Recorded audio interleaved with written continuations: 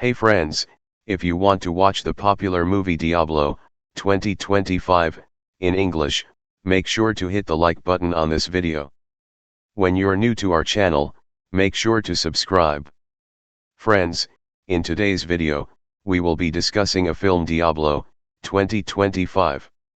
In today's video, I will discuss the plot of this film, where it can be viewed, and share all the fascinating details about it.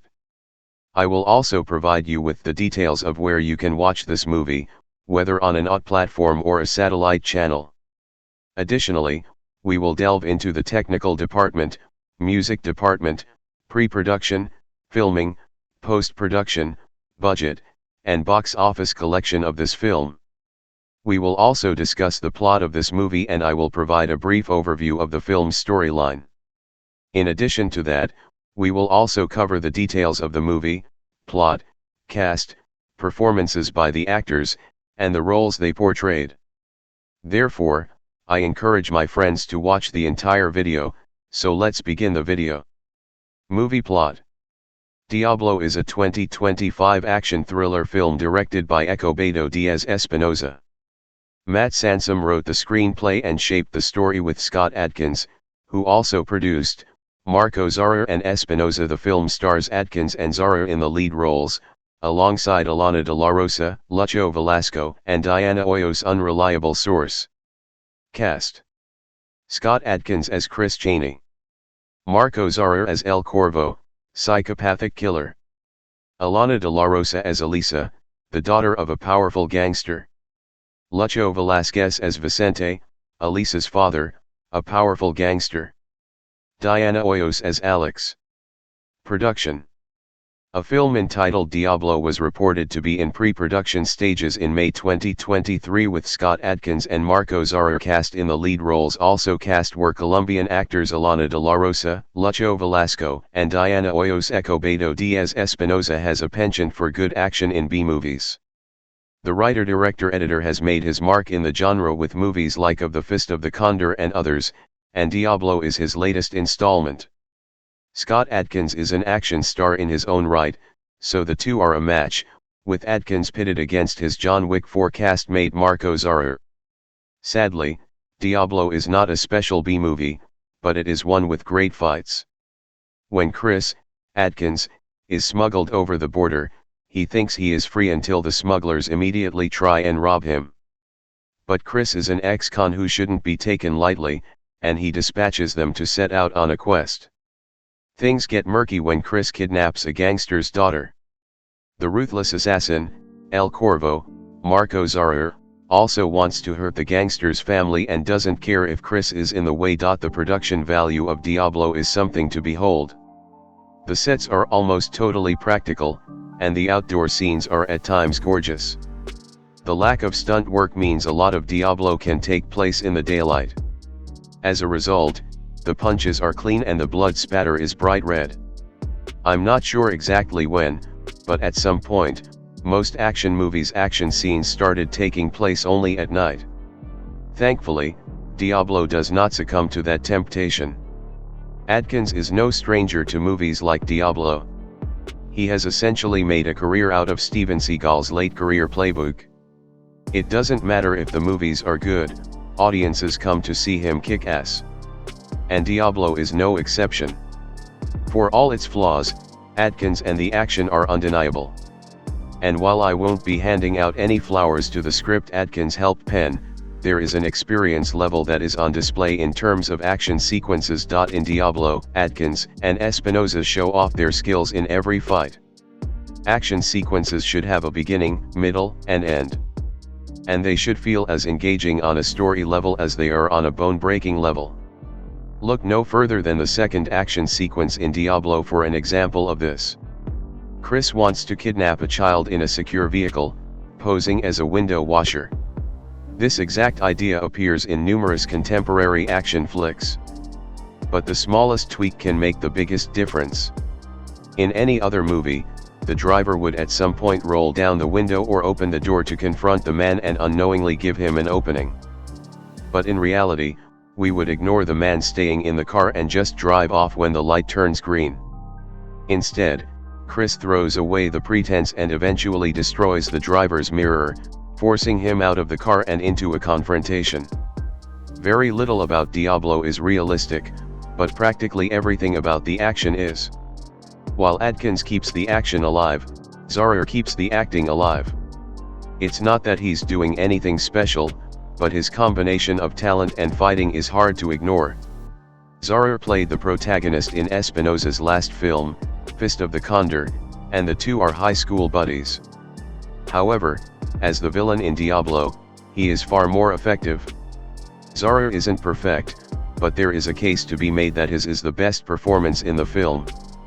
He undoubtedly keeps the movie in a place of palatable entertainment. Ultimately, though, Diablo is a forgettable action flick. Hollywood is littered with such films, but they will always have a special place in my heart. This action movie is never elevated but always comforting, and there is skill in that. The performance by Zarer is notable, and Adkins has been playing the same character in similar movies for years. But Espinosa does seem to be getting better with time, and if he were ever given the keys to a wide theatrical release or a star like Jason Statham, he might just make something that more audiences will like. How best to describe the way Scott Adkins moves? The way he hangs in the air, twists mid-strike, and executes a kick to some dude's face, you'd swear he's a cobra that learned ballet. Graceful, lethal, and awesome to watch. Diablo finds the 48-year-old action star, and one-time member of John Wick's High Table, in reliably nimble form, even if his latest character seems to be throwing those fists of fury with newfound restraint. Adkins plays Chris, a reformed bank robber smuggled into Colombia to rescue the tempestuous teen Ilana de la Rosa, from the clutches of her father, Vicente Lucho Velasco, who also happens to be Chris' sworn enemy and one-time partner in crime. These things tend to overlap. While Chris is willing to beat some serious ass in the process, it's fun to see a dash of reluctance added to Adkins' repertoire of endlessly thrilling VOD Donnabrooks. And, it seems, age. Diablo kicks off with Chris at an impasse with armed mules demanding extra cash for getting him across the border. Chris obliges, but his punches don't land with the finality he expects. You can see frustration and exhaustion on Adkins' face. Chris is giving his all, but these guys just keep getting up. Don't worry, he still walks away the victor, off to find redemption and retribution in equal doses. Adkins, who shares story credit on Diablo, is clearly in on the joke of a veteran martial artist coming to grips with his own mortality. Chris' mission is a tricky enough endeavor without the added complication that Elisa doesn't seem to want saving. Though De La Rosa offers glimmers of caution whenever she's in a room with her movie dad, her character has long grown accustomed to the spoils of Vicente's cartel life. From the jump, and after a few wild kicks to Chris's head, it's clear Elisa has zero intention of being anyone's hostage, not this stoic lunatic decked out in Rambo's jacket from First Blood, and certainly not anyone else's. Diablo is directed and edited by Chilean filmmaker Escobedo Diaz Espinosa, who has a clear knack for grindhouse brutality even if his quieter moments lack the grit and atmosphere that his rowdier sequences have in abundance. Still, he doesn't come up short in terms of pulp silliness. With screenwriter Matt Sansom, Espinosa conjures a formidable and memorable adversary for our world-weary hero, El Corvo, Marco Zarer, who previously starred in Espinosa's martial arts thriller Redeemer, an ice-cold serial killer / hired heavy straight out of the Cannon stable of baddies. Equipped with a wicked prosthetic fist / razor-sharp dagger combo, El Corvo shares and even surpasses Chris' ability to walk away from every fight, regardless of the odds. One mid-film melee sees the heavy entering a club and flooring everyone in his path. In another stunning moment, he dispatches an opponent so forcefully that the baseball bat his quarry was wielding spins in mid-air like a ceiling fan. Naturally, El Corvo's objective is also to retrieve Elisa, and he, like Chris, has reasons for taking the job that harken back to Vicente's darker days. As a typical movie maniac, El Corvo is not infallible. His tendency to woo his victims to be with treats, adopting a Dale Cooper philosophy of giving yourself a present once a day, can blunt his sinister effectiveness. And he conveniently loses his immaculate John Wick marksmanship whenever his crosshairs are trained on Chris. He also takes a page from the diabolical supervillain book, assembling an excruciatingly protracted death trap finale where Atkins and Zara tear into each other, unstoppable force meets immovable object style, seemingly oblivious that Elisa is dangling nearby in mortal danger. If Diablo has another flaw, it's the one found in some of Atkins' lesser outings. The script barrels through the particulars, with characters and motivations only sketched out enough to justify the next fight scene. That's hardly anything to gripe about, given how solid those fights turn out to be. And there's something awesome about how the personal stakes, which only grow more personal as Diablo goes on, of the story free Atkins to modulate his action man brawniness for something slightly more restrained and mature. While Diablo remains eminently watchable martial arts schlock and may not offer as blistering a role for the actor as, say, 2019's Avengement, it gives him a chance to display the many dimensions of his on-screen prowess, revealing hints of regret, guilt, and even more subtly, the wear and tear of age. Atkins still piles up KO after KO in Diablo, but after years of cutting through bad guys like a finely honed blade, it's nice to see him portray the rust that's built up under the sheath. With a diabolically villainous turn from Chilean martial artist Marco Zurer and a delectably pulpy premise, Diablo is a bone-crunching thriller that pairs brutal fight choreography with a relatively mellow performance from the typically intense action star Scott Adkins. Even though his VOD mission is saddled with boilerplate characterization, director Escobedo Diaz-Espinosa executes it with grindhouse panache, effectively and admirably pulling Atkins into a new, more mature phase of his career. For fans of action movies and martial arts films in particular, it has to bring a smile to their faces to see Scott Adkins and Marco Zurer at the top of the Diablo call sheet.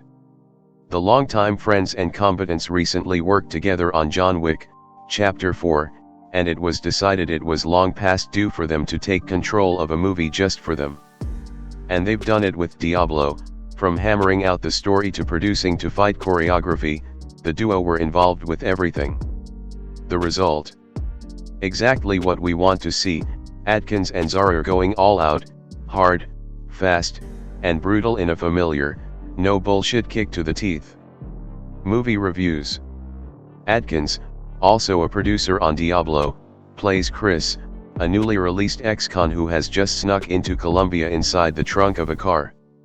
Chris is the kind of guy who means well but can't walk 2 feet without getting into a fight. The guy he paid to drive him tries to extort him for more cash and, well, Chris has to teach him a lesson. Chris is there to kidnap Elisa, Alana de la Rosa, from her powerful father, the gangster Vicente, Lucho Velasquez, who he shares a deadly past with. Snatching her from her hapless bodyguards, Chris suddenly has a bounty on his head that has every hired killer and criminal on his trail. But the biggest problem is a psychotic nutjob named El Corvo, played by Zurer. Zurer has created an awesome new character with El Corvo. The one-handed assassin is clearly inspired by No Country for Old Men's Anton Chigurh. When we first meet him, he's sitting alone at a diner with a slice of cake. He forces the waitress to sit, asking if she's treated herself to a gift, then forces her to take a bite of the dessert. The whole time, he's removed the stump to reveal a terrifying blade, which he uses to make her eat. El Corvo is always this creepy, and with his metal hand that he uses for both offense and defense, he's virtually unstoppable. And boy, does he have a serious hate for Vicente. He doesn't actually give a damn about Chris initially. He just wants Elisa for his own twisted purposes. Diablo was written by Matt Sansom, who helped concoct the story, but it was directed by someone Zurer is quite familiar with, Escobedo Diaz-Espinosa. They have worked together numerous times, most recently on The Amazing Fist of the Condor, which readers of the site will know I raved about to a ridiculous degree. Zurer and Espinosa just have this vibe going on. Zurer looks faster and more lethal when shot by Espinosa than with any other filmmaker. And considering El Corvo routinely tears through dozens of killers with ease, Zara looks great in this movie a lot. While action is what we all signed up for, there's a surprising amount of heart, too. Much of this comes from the tenuous relationship between Elisa and her kidnapper, Chris. We've seen Adkins act as security before, but here he's called on to be protective, and that's a bit different. It's a chance for him to show a softer, funnier side, and he has terrific chemistry with La Rosa. Figuring out why Chris is so invested in Elisa is pretty easy, and you'll likely have it sussed out after a few minutes. That's fine. Nobody signed up for Diablo to be a complex mystery, but they do manage to find a way to make us care about these two and whether they can reconcile their significant differences. That's great and all, but how often do Adkins and Zara get to punch one another? Well, quite a lot, actually. Diablo is a small-scale movie and it starts off pretty modest, but I was impressed by how the fights got bigger and more intense. There's a fantastic brawl in the middle of the movie featuring Zara just wiping the floor with dozens of folks in all manner of unspeakable ways. The camera twisting at crazy angles to show every broken bone, all of the bloodshed. It's a scene that looks like something Gareth Evans might have done, and that is about as high of a compliment that I can give. The cool thing is, the scene gets better at the end because that's when Adkins shows up out of nowhere and the fighting spills out into a different arena. The scope of Diablo is surprisingly large, and that includes a great final showdown and rescue where Adkins and Zara punch, kick, and slam one another so hard you'd swear someone must have spent time in a hospital afterwards. Diablo isn't breaking new ground for the genre or anything. The plot is by the numbers and you can see every turn coming a mile away. But so what? It does what it promises to do, and that's deliver intense martial arts action from two of the best in the game. What more is there to ask for other than a sequel?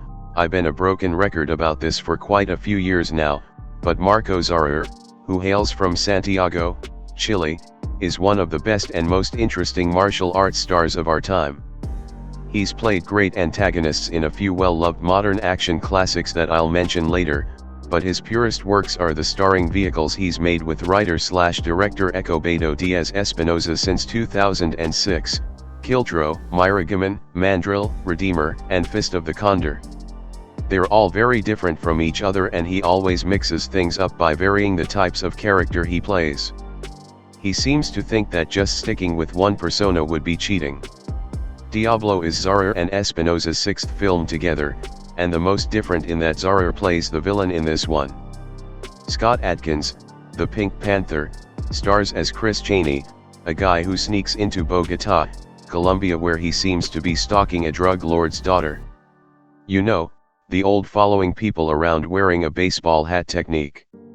Disguised as a homeless man, he approaches the car Elisa, Alana de la Rosa, Dominique, is being driven in, beats the shit out of her security team and throws her in his trunk. We get that maybe he's not totally evil when he pulls over to give Elisa a bottle of water.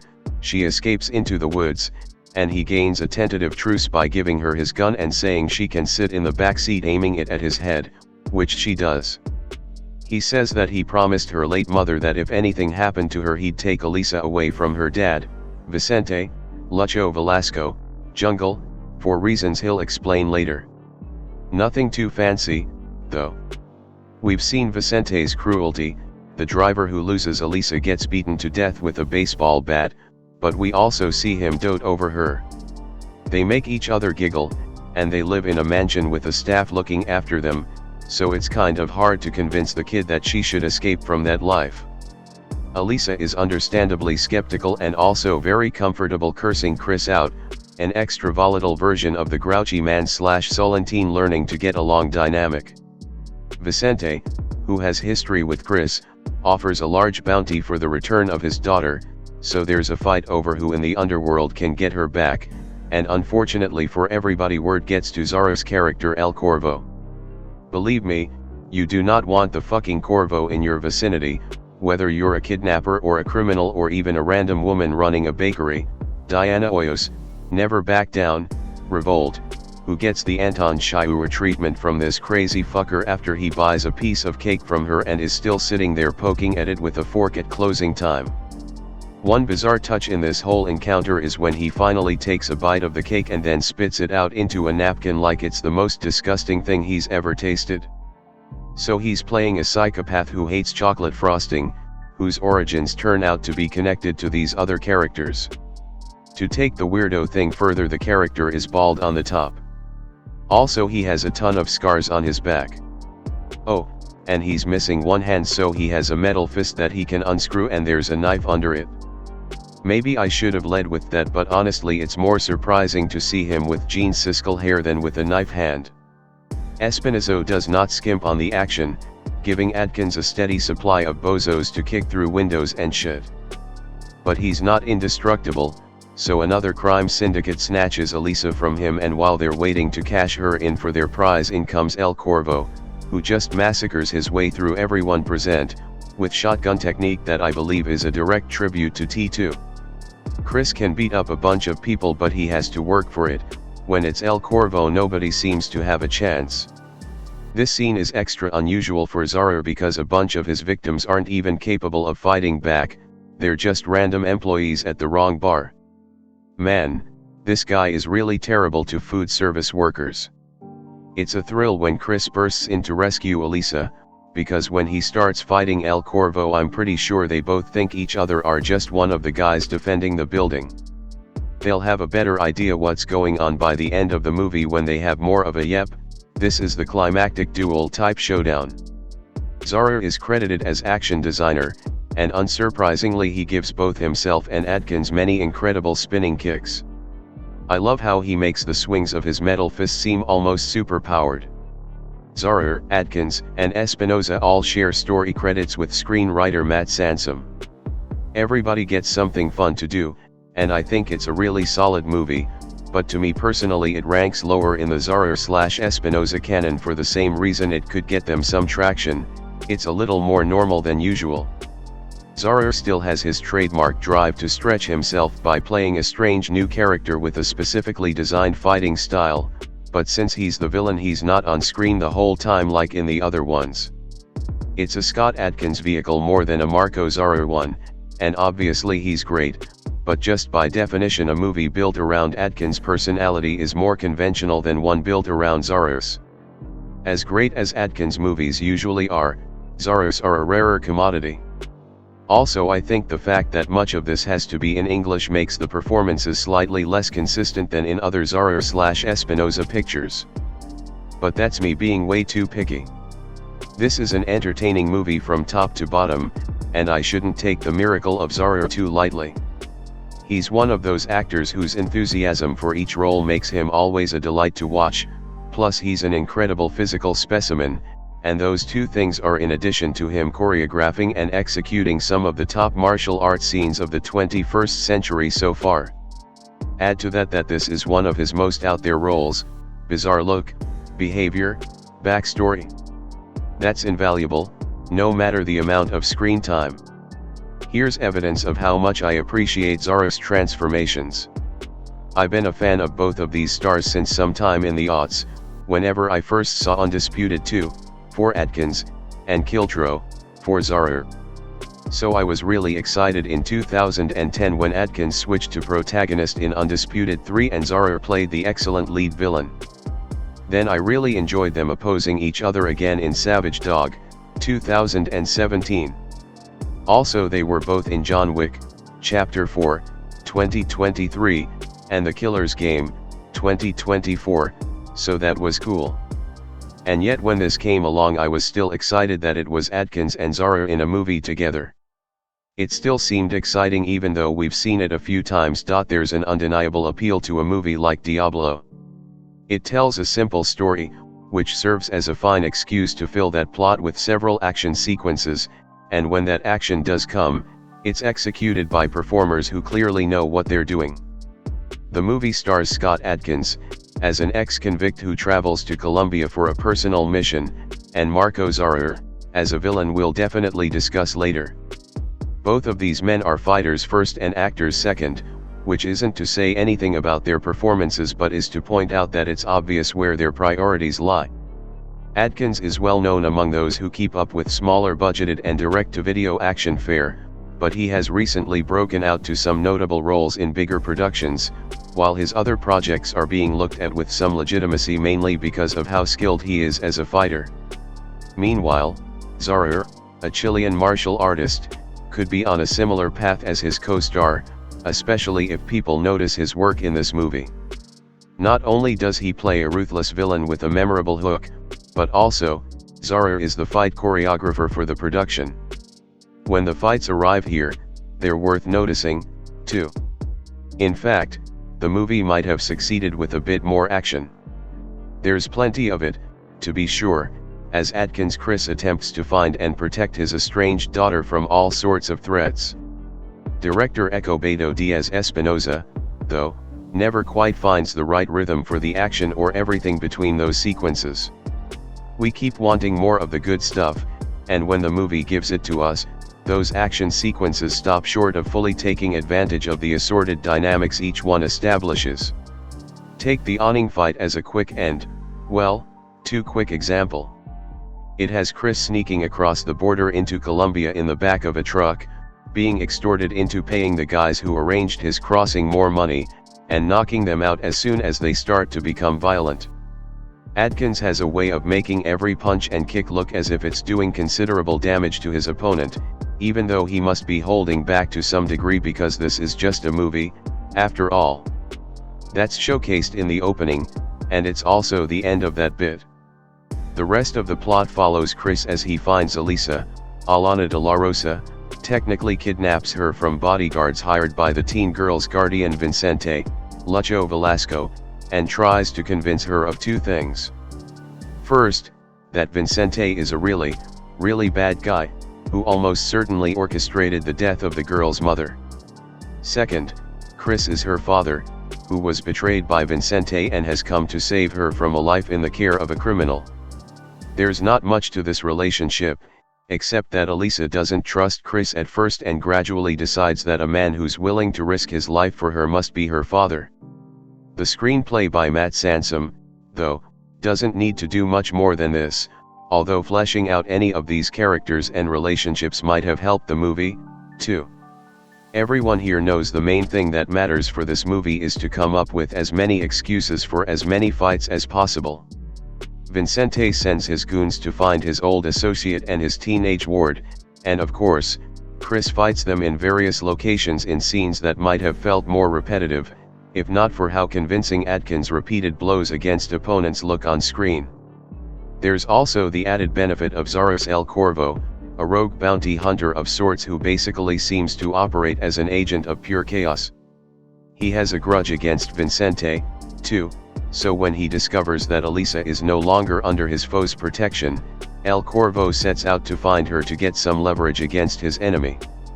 By the way, Zaros' character has a metallic hand, too, which can twist off to reveal a curved knife that appears to be grafted onto his wrist. The actor is a hulk of a man, which is saying something when he's put against a muscular brawler like Adkins. Zarer is imposing enough, as his villain shoves or throws anyone who gets in his way to the ground or across the room. When he punches or slams someone with that metal fist, though, the loud clank and sheer stopping force of that tool adds considerably to what a threat El Corvo already is, simply by the natures of his physicality and his brutal mindset. Of course, there's plenty of shooting, too, which mostly gets in the way of Adkins and Zarer showing off their martial arts prowess. It's a bit disappointing that every fight the two characters have is cut off by some business that's far less exciting, and the big climax, set in a tall structure with an industrial pulverizing machine of some sort, is doing way too much to have such predictable payoffs. More details. Diablo does come close to accomplishing its basest goals of letting two powerhouse performers beat up other people and each other as much and as often as possible. When a movie exists almost exclusively on that base level, however, it needs to embrace it a bit more than this movie does. It doesn't take long to get to the action in Diablo. By the end of the first scene, we've been treated to a well-staged fight where direct-to-video action legend Scott Adkins beats the crap out of two guys who try to extort him for more money after smuggling him into Colombia. It only takes 40 minutes to get to the first of several main event movie throwdowns between Adkins and Chilean martial artist Marco Zarur, who's also become a notable name to action aficionados in recent years. Both were recently rewarded for their small screen genre success with significant big screen roles in John Wick, Chapter 4, and apparently, they conceived this movie while on the Wick set together. For those who only care about the fights, there is good news to be had here. Diablo brings the goods in that department, with director Ecobedo Diaz Espinosa and cinematographer Nicolo de la Fere letting their stars cook while a handheld camera swings around them in a way that's kinetic without ever devolving into a muddled shaky cam experience. Zarur and Espinosa have collaborated on a series of Chilean action films, and Zarur's first English-speaking role was in Adkins' Undisputed 3, Redemption in 2010. So there's a lot of history here, and it seems clear everyone had good intentions in delivering some bone-crunching spectacle in Diablo. Mission accomplished on that front. Taking a larger view, though, this is a movie that makes some odd choices and takes some dark turns, which makes it a bit tougher to recommend to anyone past the most hardcore of action enthusiasts. In Diablo, Adkins plays Chris Chaney, a drifter who shows up in Colombia with plans to kidnap Elisa, Alana de la Rosa, the teenage daughter of a local crime boss named Vicente, Lucho Velasquez. Once he absconds with her, the full might of Vicente's private army is unleashed upon the two, as well as a horde of bounty hunters and hitmen, none more threatening than Zarus El Corvo, a psychopathic killer with a metallic hand whose motivations seem to be his own. Trying to stay alive is tough enough, but Chris is also tasked with convincing Elisa that this is what her dead mother wanted for her and that her family history is more complicated than she might assume. It's all pretty standard stuff, but as the skeleton frame of a story meant to hang a series of increasingly brutal fight scenes on, it works well enough. Where problems start to occur is with Zarus' character, who is very much not a standard action film baddie and sometimes feels beamed in from a different genre entirely. If it works, that's great, but it's hard for me to say it works in Diablo. Neatly bald on top with plastic-framed glasses sitting crookedly on his face, the relentless and seemingly unstoppable El Corvo is very clearly a mix of No Country for Old Men's Anton Chigurh and the Terminator. Zarur even gets a scene where he stitches himself up without displaying a hint of emotion that would make Arnold Schwarzenegger proud. The problem is that the character is so reprehensible and misogynistic that it throws the tone of the movie out of balance. You might now be saying, but he's the villain, right? And you'd be correct. Depiction does not equal endorsement, and these are not necessarily problems in and of themselves. Adkins also discusses his turn as the German assassin Killa Harkin alongside Keanu Reeves and his upcoming sequel to One Shot. But Anton Chigurh and the Terminator work because they're interesting characters, compelling to watch despite their evil deeds. Zarus El Corvo never feels like a complete enough character to justify watching him slide the knife that he keeps hidden under his detachable hand into the mouth of a female pastry shop worker, who he murders soon after. This has nothing to do with the plot, by the way. It's just character setup. Later, in a giant club brawl, I almost wanted to commend the movie for making as many women as men part of the endless wave of combatants, but it does get uncomfortably noticeable when El Corvo starts taking extra pleasure while tearing through the ladies, including one who's clearly an innocent bartender. Later on in the movie, he lets some men who get in his way live. No such luck if you're female. And, look, I'm not being a prude here. There are obviously movies out there where unchecked misogyny and how women are more likely to be the victims of violence are legitimate issues to explore through their characters. The original Terminator does this really well. But is a meat and potatoes, Scott Adkins-led actioner really a strong choice to be one of those movies? I would posit that it's not, or, at least, that Diablo isn't a strong enough film overall to successfully make a case for it. And that's because El Corvo's obvious hatred of women isn't at all what the movie is about, it's just a thing that happens, and keeps happening. So, instead of supporting some kind of overarching theme, it ends up being an uncomfortable distraction in a movie that's otherwise not that kind of thriller. And this remains the case even if Adkins and Zarer, who both have story by credits on the film, had none of this on their minds and were just trying to craft a villain who's memorable because he does some messed up shit. You could argue they succeeded, but it also makes the movie less fun to watch. Okay, I'm off my soapbox now. If none of the above sounds like a turn-off to you, then by all means feel free to take pleasure in Diablo's simple action joys. At one point, Adkins throws a beer bottle at Zarer, who punches it in midair with his metal hand, exploding it into 1,000 pieces. The film was actually shot in Colombia and looks pretty great, especially considering its limited budget. And there's no doubt that Adkins, who's about to turn 49 years old, can still bring it. Every roundhouse kick packs the force of an action star still at the top of his game, and while I'd love to see him hitting the highs of the Ninja series again, there's always a baseline of fun to be had watching him become a one-man wrecking crew against an endless series of human punching bags. Diablo easily reaches that baseline. Its surprisingly dark undertones stop it from rising much above it. Diablo 2025 keeps the action flowing in 2025. This year is becoming the return of the mid-budget actioner, and to be honest, I'm here for it. From the working man to fight or flight, there is no shortage of films made that put action first, plot second, and lean all in on their leads.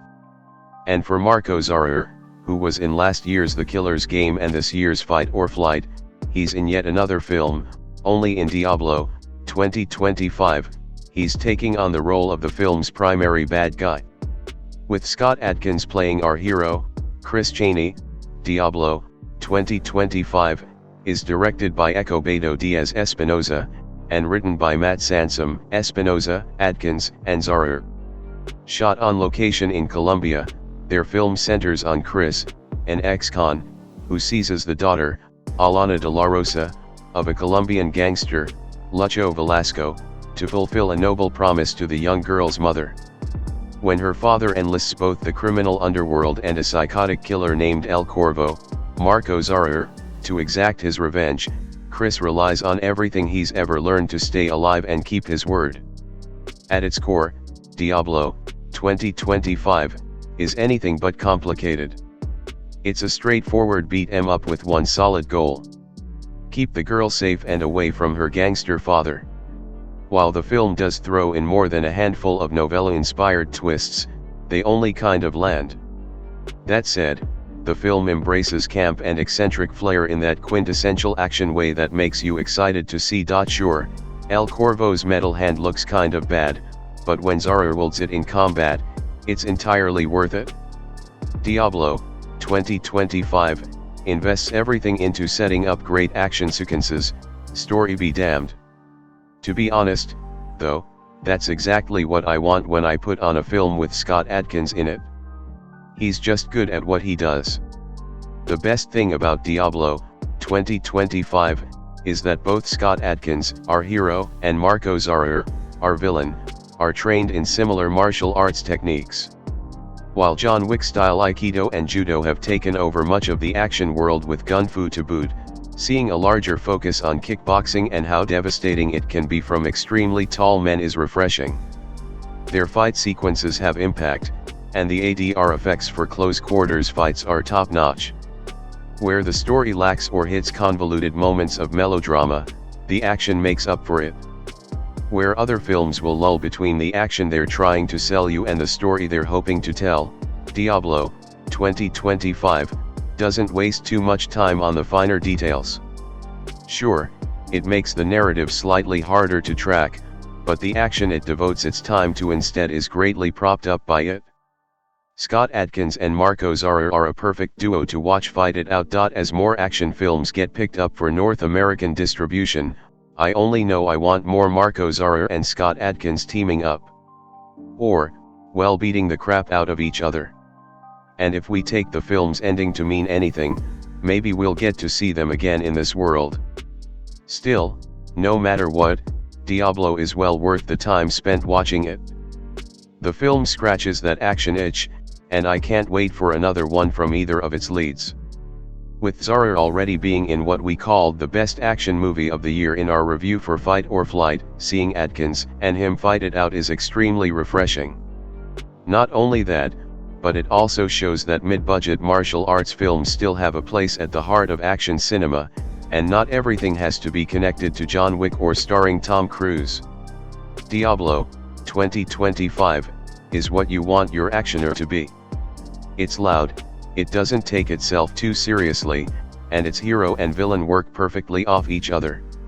While Adkins has led other international films, and Zara has become a constant in American action bad guys, seeing the two lead a film of their own keeps the future for actioners bright. Plot: after his release from prison, one man makes it his mission to right a terrible wrong by revealing a secret that could end his life.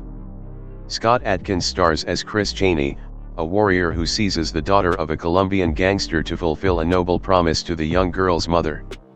When her father enlists both the criminal underworld and the terrifying psychotic killer El Corvo, Marco Zara, to exact his revenge, Chris will need to draw upon everything he has ever learned in and out of lockup to stay alive and keep his word. Review: Diablo has been one of my most anticipated action movies of the year, as the pairing of Scott Adkins and Marco Zara never disappoints. I'm pleased to say that this exceeds all expectations and delivers the action goods. Scott Adkins plays Chris Chaney, a recently released convict who kidnaps a young girl called Elisa for reasons I will not go into here. He incurs the wrath of her father Vicente, Lucho Velasco, and a psychotic killer known as El Corvo, Marco Zara, is hot on their trail. A lot of times these days we complain that a film's villain was weak and forgettable, but thankfully Marco Zara changes that with El Corvo, who is one of the best antagonists I've seen for some time. His metal hand which conceals a knife is action movie gold, and his introduction is quietly sinister, but haunting at the same time. Eating some cake has never felt more threatening. The performances are all strong, with Chris demonstrating a lot more patience with Elisa than I would have. She is headstrong, but Alana de la Rosa feels believable in the role considering the environment the character grew up in. Where Diablo shines are the fight scenes, which happen every few minutes, so the pacing never lets up. We're here to see Adkins versus Zara, and it's worth the wait. They face off against each other a couple of times and Scott really takes a beating here. He once again proves he is one of the best action stars in the business today, as does Marco. Both can still move well, and I think I sprained my ankle 3 times just watching this movie. At 90 minutes, there isn't a wasted second, giving us time to get to know the characters while also giving us all the beatdowns we could ask for. I think director Ecobedo Diaz Espinosa is an underappreciated talent, as I also loved Redeemer and Fist of the Condor, which he helmed. He knows how to get the best from Marco Zara, and when the two of them pair up we are promised plenty of bone-crunching action. Overall, Diablo is Scott Adkins and Marco Zara at their absolute best, with plenty of awesome fight scenes and solid performances from all involved. Marco Zara shines as one of the best villains of the year, and seeing him throw down with Scott Adkins is everything an action fan could want. Welcome to Colombia. The movie opens with the arrival of Chris Chaney, Scott Adkins, take cover, in Colombia. When Chris Transporter decides to change their arrangement, we get to see Chris deliver a bone-rattling beatdown, which really set the tone for the film. There's going to be action, and you aren't going to have to wait long for it. This is Halloween. We go from bone-rattling to bone-chilling with the introduction of Marco Zara's El Corvo, one of the creepiest characters in action movie history. I could easily see them doing an El Corvo horror spin-off movie, that's how freaky and creepy he is. El Corvo is at a diner when we first see him and his iron fist. The waitress on duty has the unenviable task of telling El Corvo that it's closing time, and that's when we find out about El Corvo's people skills and the fact that under his iron fist is a blade. 2 more pieces of the puzzle. At the heart of the movie is the character of Elisa, Alana de la Rosa. We see Elisa coming home from high school accompanied by her 2 bodyguards, and greeted by her doting and protective father, Vicente, Lucho Velasco, who is clearly a rich and powerful man. It is clear that Elisa means the world to Vicente, especially after the untimely death of his wife/Elisa's mother. So you can only imagine how Vicente reacts, when the very next day on her way to school, she is abducted by Chris Chaney posing as a homeless man. Isn't Chris our hero? The past comes back. We learn that Chris had a past with both Vicente and Elisa's mother, Lenore. In fact, Chris promised Lenore that if anything ever happened to her, that he would rescue Elisa. However, Elisa is not all that interested in being rescued. Adding to Chris' woes is the fact that Vicente is offering a huge reward for the return of Elisa, and then the biggest problem of them all, El Corvo is tipped off about the situation and he has his own reasons for wanting to get involved, which leads to numerous El Corvo versus Chris Chaney confrontations. Diablo is the total package. There's high-caliber action with Adkins and Zara doing what they do best, while at the same time delivering the best acting performances of their careers. Diablo has a compelling story that is well structured and executed. Alana de la Rosa and Lucho Velasco also deserve praise for being strong supporting players. And Diablo tops it all off with an edge-of-your-seat finale. Who could ask for more? You judge Scott Adkins movies on a curve. There's no point worrying about plot or dialogue or even acting, at least not the showy awards-baiting version of it that people are used to. Adkins plays the same character in basically every movie, as he does here in Diablo 2025, but to say he's not acting wouldn't be fair. Watch this guy kick a nameless henchman through a window, and you can see the appeal. It's acting as sheer kinetic energy. And he's one of the very best at it. To get the best out of a Scott Adkins movie, you need a director who understands him. His best collaborative partner seems to be Jesse V. Johnson, with whom he made Accident Man and The Brilliant Avengement, although they also teamed up for Debt Collectors, which wasn't great, so the whole thing is hardly an exact science. Escobedo Diaz Espinosa is behind Diablo, and he seems to really get Adkins, too. His movie supplies a steady stream of goons for him to punch and wide-angle shots so we can see him do it, but surprisingly, the best thing about the feature isn't Adkins or Espinosa, but someone else entirely. Plot-wise, things are as simplistic as ever. Adkins plays Chris, an annoyed ex-con, a not unfamiliar role for him, who kidnaps Elisa, Alana de la Rosa, the daughter of dangerous, sadistic mob boss Vicente, Lucho Velasco, for initially mysterious reasons. Naturally, Vicente mobilizes an army of goons to get his daughter back while Chris's motivations are gradually explained, which would have been enough of an excuse for an Adkins vehicle on its own. But Diablo introduces a surprisingly chaotic third element, El Corvo, Marco Zara, a psychopathic hitman who has his own reasons for wanting to get his hands on Elisa and punish Vicente. If there's a single reason to watch this movie, it's El Corvo. He's one of the better screen nutcases since No Country for Old Men's Anton Chigurh. Not to compare the raw quality of the performances, of course, but in their essential vibe, they're pretty similar.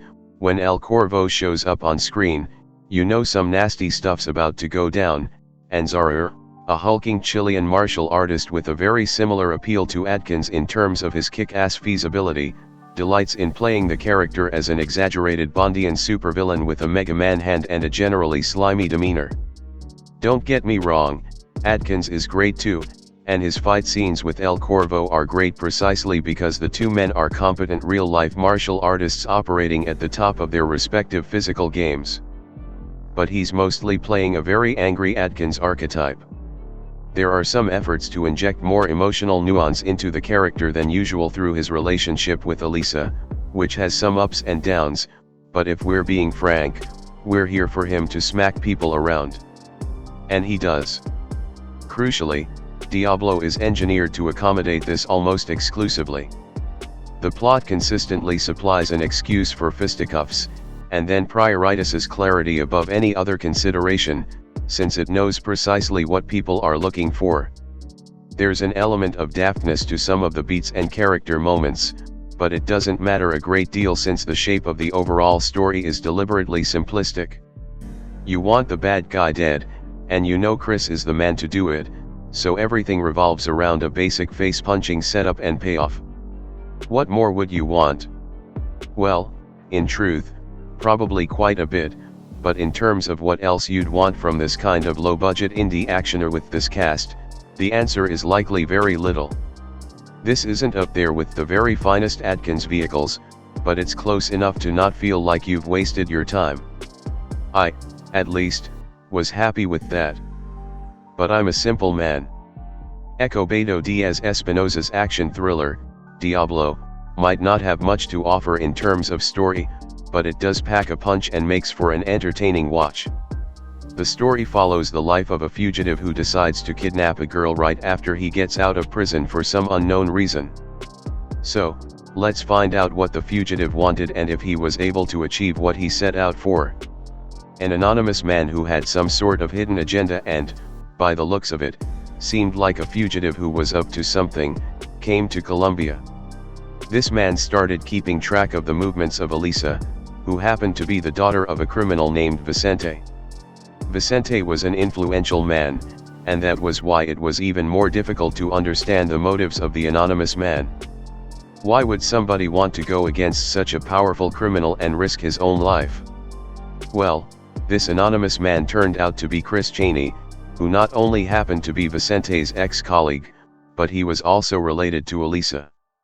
Chris kidnapped Elisa, and the way he tackled her guards made it very clear that he was a trained fighter who was not to be messed with. He put Elisa in the trunk of the car and drove as far as he could. Meanwhile, Vicente announced that whoever captured his daughter's kidnapper and brought Elisa home would be rewarded handsomely. Another thing that happened behind Vicente's back was that his right-hand man, Nick, called up a psychotic murderer who was on the loose, and told him about Vicente's missing daughter. At the beginning of Diablo, we had seen what this man was capable of. He'd killed a waitress and a policewoman for some unknown reason. He had a prosthetic hand made of steel that he used as a weapon most of the time. The eerie look on his face made it very clear that his savagery knew no bounds. Chris didn't like the fact that he'd had to stuff Elisa in his car trunk. So he took her out and told her that if she cooperated, he would let her sit on the back seat. Elisa was a feisty girl, and she tried her level best to escape from the captivity of her kidnapper. Chris ended up telling her that he was her biological father and that, for the last 15 years, he had been behind bars due to Vicente. Chris also told Elisa that Vicente was the one who had killed her mother, but obviously Elisa didn't believe him. And how could she? How could she believe that the man whom she believed to be her father, who loved her so much, who gave her the best life possible, was the one who had murdered her mother? Chris told Elisa that he loved Leonor Piamonte, her mother, and both of them were inseparable back in the day. He also told Elisa that the diamond necklace she was wearing was given to her mother by him. He said that Vicente, Leonor, and he robbed banks together, and they were pretty good at it. Chris said that Leonor made sure that nobody got physically hurt during their heists, but Vicente was a reckless man who didn't care who got in his way as long as his pockets kept getting fuller. But then one day Vicente betrayed Chris' trust, and he gave him away to the police. As a result, Chris was sentenced to 15 years, and in the meantime, Vicente built an empire for himself. Leonor had come to meet Chris once in prison, and she had told him that she was trying to run away from Vicente's place with their daughter.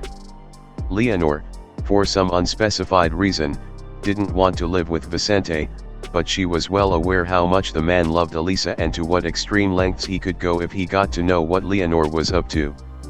After that visit, Chris never heard from Leonor, and he was sure that Vicente killed her. But Elisa had a totally different take, and she felt that Vicente could never do such a thing. She told Chris that until she saw some evidence that proved that Vicente was guilty, she couldn't believe him. But Elisa was wrong in assuming that her father was innocent, as she didn't know about half the things the man had done or was capable of doing. The psychopath with a steel hand was named El Corvo, and we came to know at the end of Diablo that the man's motives behind taking Elisa with him weren't fueled by money. El Corvo didn't care about the reward money, he just wanted to take revenge on Vicente. Apparently, Vicente had backstabbed El Corvo too. Though Vicente hadn't killed Leonor, he had hired El Corvo to do it for him. He had asked Corvo to make it look like a suicide, but the latter had other intentions. I believe the psychopath physically abused Leonor before killing her. Vicente got infuriated when he got to know about it, and he also wanted to eliminate all loose ends. Vicente tried to kill Corvo, but the latter was able to make a near escape. From that day, Corvo wanted to get revenge on Vicente, and he finally got a chance to do just that when he got to know about Elisa. Corvo was able to overpower Chris, and he left the latter hanging from a tree with a noose around his neck. Vicente found Chris, and I believe he would have killed him had he not known that only Chris would help him fight Corvo and save Elisa. The strangest part of Vicente's character was that the man actually loved Elisa more than anything else. He was a man who generally couldn't be trusted, but he proved everybody wrong in the case of his daughter. That was the reason why Elisa had such a hard time believing that he could have killed her mother. So at the end of Diablo, Chris and Vicente, together with the latter's men, reached the location where Corvo had called them to. Corvo had chained Elisa, one end of which was tied to a metal shredder. He told Vicente that he would free her only when he confessed to his crimes in front of her. Vicente could have done anything to save his daughter's life, and so he did end up telling her that he was the one who had killed her mother because she was going to take his most prized possession away from him. Chris, who was gravely injured, got up and pounced on Corvo. Elisa stopped the shredder by throwing the diamond necklace she was wearing in it. In Diablo's ending, both Vicente and Corvo, while fighting with each other, fell from a height and lost their lives. At one point, it felt like Chris too would succumb to his injuries, but he managed to survive.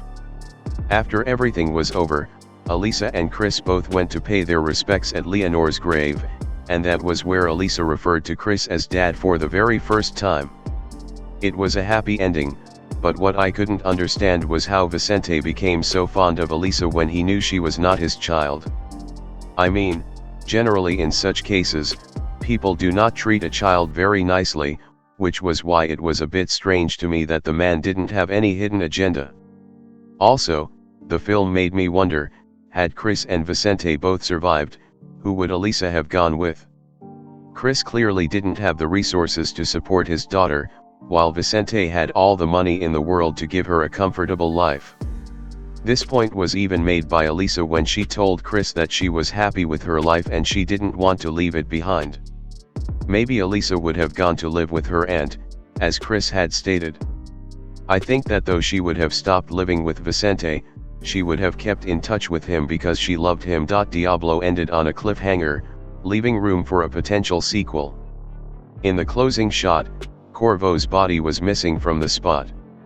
Vicente was still lying dead, but there was no sign of the contract killer, which could either mean that the man somehow survived the fall or someone else had removed his body for reasons unknown.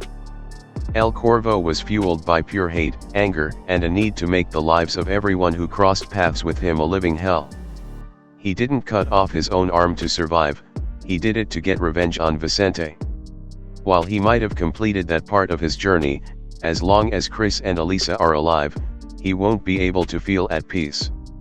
Maybe that's what motivated him to continue living despite falling from such a great height. He'll surely need to recuperate. But once he regains his strength, or at least part of it, he's bound to go after Chris and Elisa. As far as I can remember, Chris intends to take Elisa to Carolina, her aunt who lives in the USA. So, it's possible that the next showdown between Chris and El Corvo will take place there. Clint Eastwood's character, Jackson, gets one hell of an entrance in Diablo. The door to a burning house flies open and, backed by a wall of flames, he appears in shadow in the doorway. When he steps into the light, one sees that the resemblance to Eastwood's father, Clint, is striking.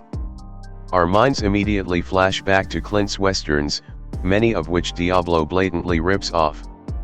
The Outlaw Josie Wales, Unforgiven and High Plains Drifter all receive shout-outs as the younger Eastwood goes through the familiar paces of revenge and regret.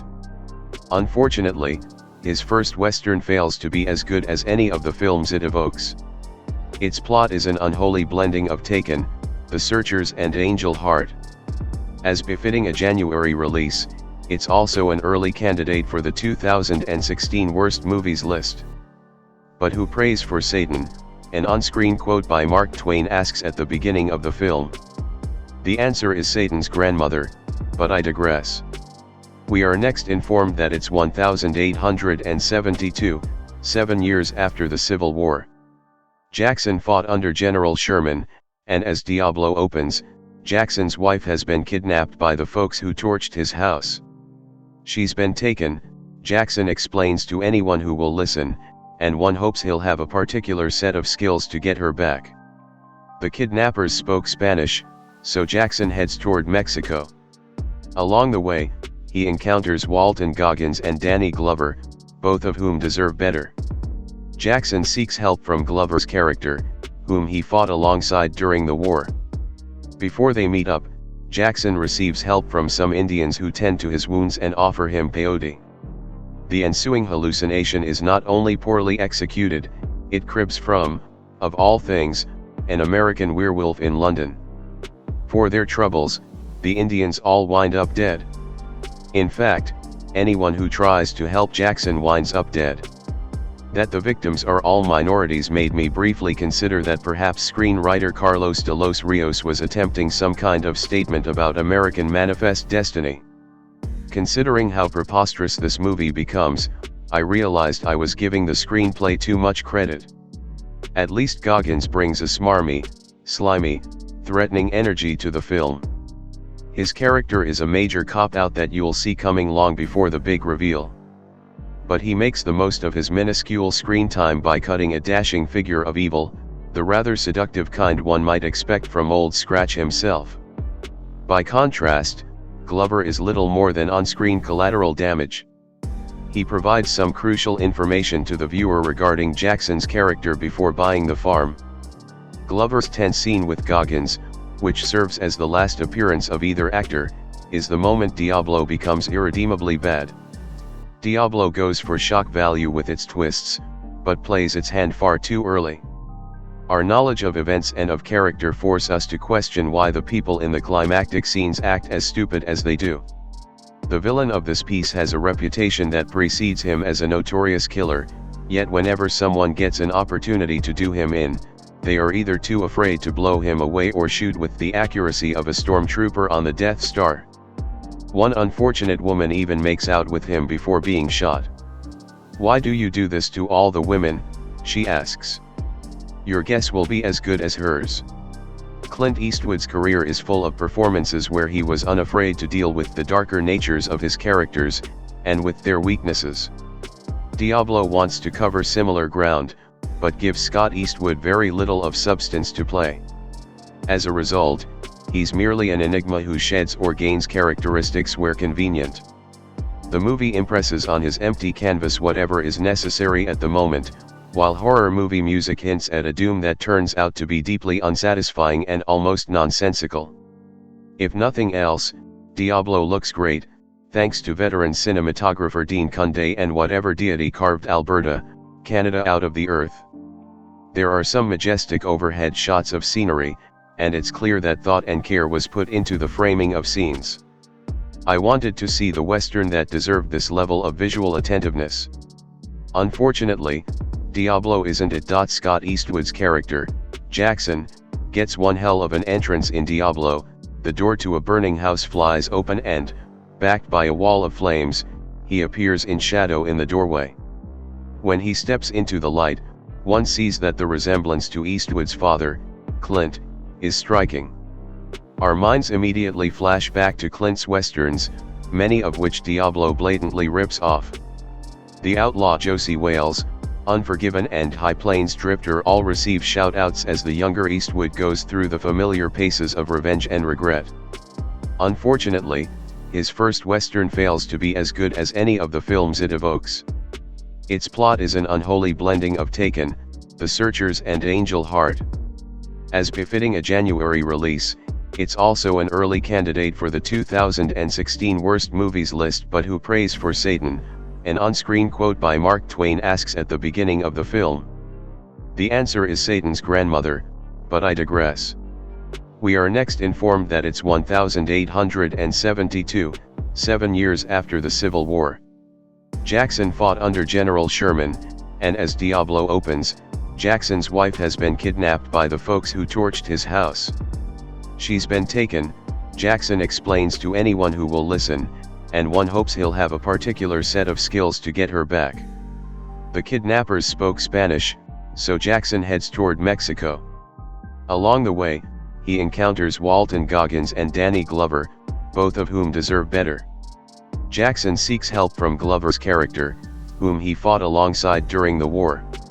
Before they meet up, Jackson receives help from some Indians who tend to his wounds and offer him peyote. The ensuing hallucination is not only poorly executed, it cribs from, of all things, an American werewolf in London. For their troubles, the Indians all wind up dead. In fact, anyone who tries to help Jackson winds up dead. That the victims are all minorities made me briefly consider that perhaps screenwriter Carlos de los Rios was attempting some kind of statement about American manifest destiny. Considering how preposterous this movie becomes, I realized I was giving the screenplay too much credit. At least Goggins brings a smarmy, slimy, threatening energy to the film. His character is a major cop-out that you'll see coming long before the big reveal. But he makes the most of his minuscule screen time by cutting a dashing figure of evil, the rather seductive kind one might expect from Old Scratch himself. By contrast, Glover is little more than on-screen collateral damage. He provides some crucial information to the viewer regarding Jackson's character before buying the farm. Glover's tense scene with Goggins, which serves as the last appearance of either actor, is the moment Diablo becomes irredeemably bad.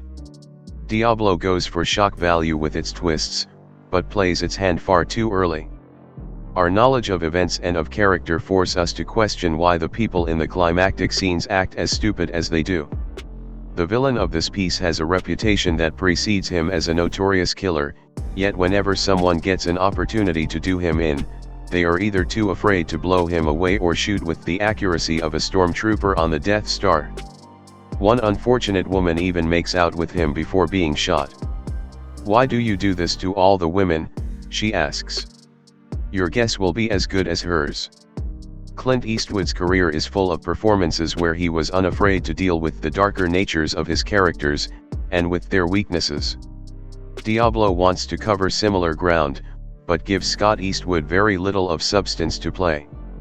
As a result, he's merely an enigma who sheds or gains characteristics where convenient. The movie impresses on his empty canvas whatever is necessary at the moment, while horror movie music hints at a doom that turns out to be deeply unsatisfying and almost nonsensical. If nothing else, Diablo looks great, thanks to veteran cinematographer Dean Cundey and whatever deity carved Alberta, Canada out of the earth. There are some majestic overhead shots of scenery, and it's clear that thought and care was put into the framing of scenes. I wanted to see the Western that deserved this level of visual attentiveness. Unfortunately, Diablo isn't it. Being a Scott Adkins diehard comes with the caveat that you kind of expect most of the 500 movies he makes in a year to range from "that was fine" to "holy fuck, this is terrible." Every once in a while though, you'll get an Avengement or Uni-Soul, Day of Reckoning or One Shot or Undisputed 3. Diablo is one of those gems that immediately ranks among his best work. I've been a fan of Espinosa's for a while, I love Fist of the Condor and Mandrill, but here, he synthesizes his refreshingly weirdo tendencies into a pretty great, emotional story. It's not often that you can come away from a DTV heater feeling the weight of the carnage all around you, but damn, this one got me a bit. I was sent an unfinished cut of this and haven't seen it in a few months, so I don't know how much has been changed. I've heard the score is little different, but fuck, it stayed with me. The fights are tremendous, some of the best of Adkins and Zaro's career. And Jesus Christ, Zaro. Easily his best performance. He's on some truly unhinged shit here. Forever obsessed with a guy as handsome, jacked and tall as him is so willing to be bald and freaky on screen. It rocks. This film, directed by Escobedo Diaz Espinoza. Screenplay by Matt Sansom. Story by Matt Sansom, Scott Adkins, Marco Zarur, Escobedo Diaz Espinoza. Produced by Craig Baumgarten, Clay Epstein, Alvaro Gutierrez, Jason Gurevitz, Scott Adkins, Marco Zarur. Starring Scott Adkins, Marco Zarur, Alana de la Rosa, Lucho Velasquez, Diana Hoyos. Cinematography Nicolo de la Fere. Edited by Escobedo Diaz Espinoza. Music by Rocco. Production companies: Agora Films, Film Mode Entertainment, Vault Entertainment, Darrow Films, Green Dog Films, Bundled Media Capital, Wonder Street, Buffalo 8 Productions. Distributed by Lionsgate. Grindstone Entertainment Group. Release date June 13, 2025. Running time 91 minutes. Countries: Colombia, United States. Languages: English, Spanish. Hey everyone, here's the Diablo 2025, and some background info on it. What is your opinion on our video today? Leave a comment to let us know. If you enjoyed the video, remember to like, share, and subscribe to our channel. Thank you for tuning in.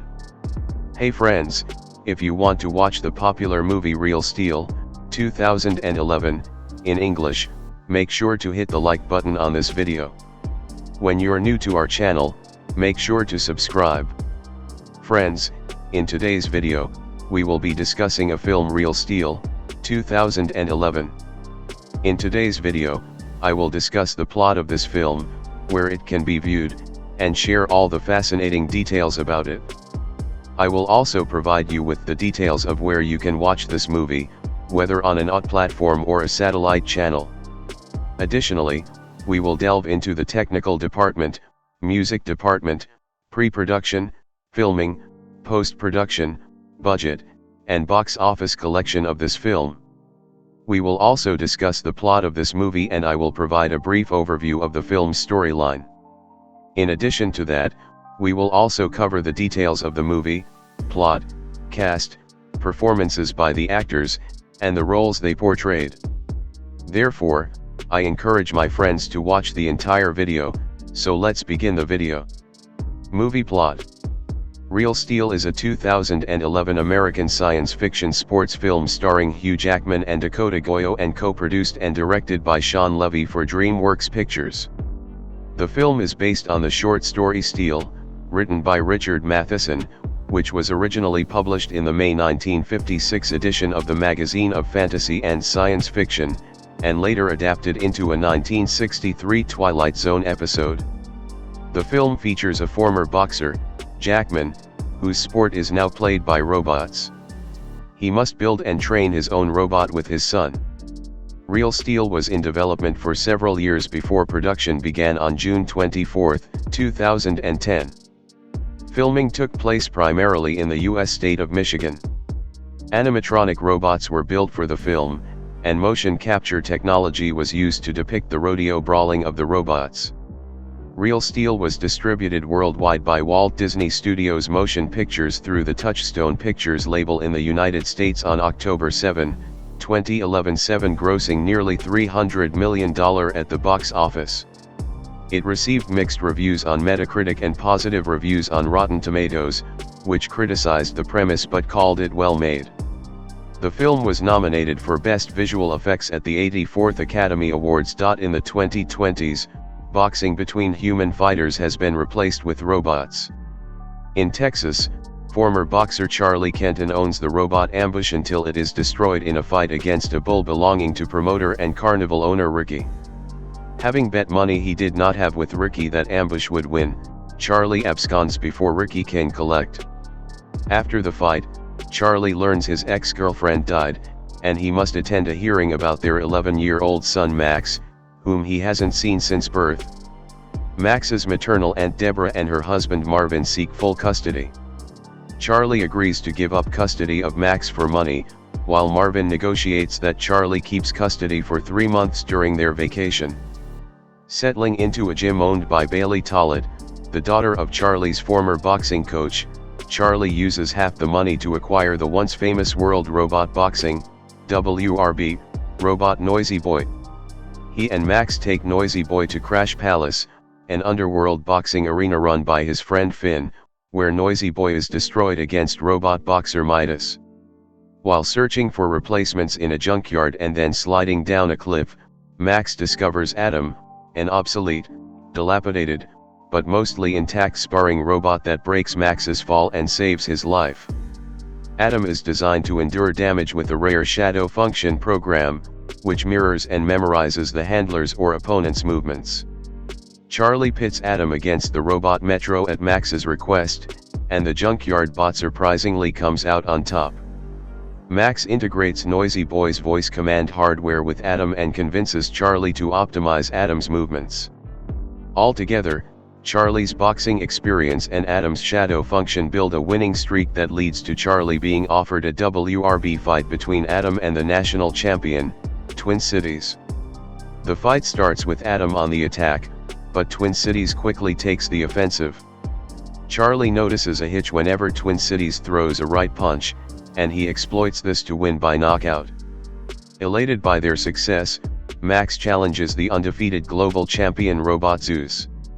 After the fight, Ricky and 2 henchmen attack Charlie for bailing earlier and rob him and Max of their winnings, prompting a defeated and dejected Charlie to return Max to Deborah. When Charlie tries to convince an upset Max that he is better off without him, the boy reveals that all he ever wanted was for him to fight for him and be there as a father. After Max leaves, Charlie returns to Tollett's gym and talks with Bailey. She persuades him to reconcile with Max, and Charlie convinces Deborah to allow Max to come to the fight he set up with Zeus. As the fight begins, Zeus dominates the first round, but Adam manages to survive, stunning the audience. Ricky, who bet with Finn on Adam losing within the first round, tries to leave but is cornered by Finn and his bookmakers. As the fight continues, Adam lands multiple punches and withstands further attacks but makes no definitive progress. Late in the 4th round, Adam's voice response controls are damaged, forcing Charlie to fight Zeus with Adam's shadow function for the 5th and final round, in which Charlie wards off Zeus with a rope-a-dope tactic long enough to deplete its power core, allowing Adam to begin a counter-attack against an exhausted Zeus. With Zeus programmers unable to compensate, the designer, Tak Machado, intervenes and controls Zeus manually. Zeus is soundly beaten but narrowly avoids losing by knockout and wins by decision. Despite the match result and remaining undefeated, Zeus is left critically damaged, and Machado's group is humiliated by the near loss. The cheering crowd triumphantly labels Adam the people's champion, and Max and Charlie celebrate.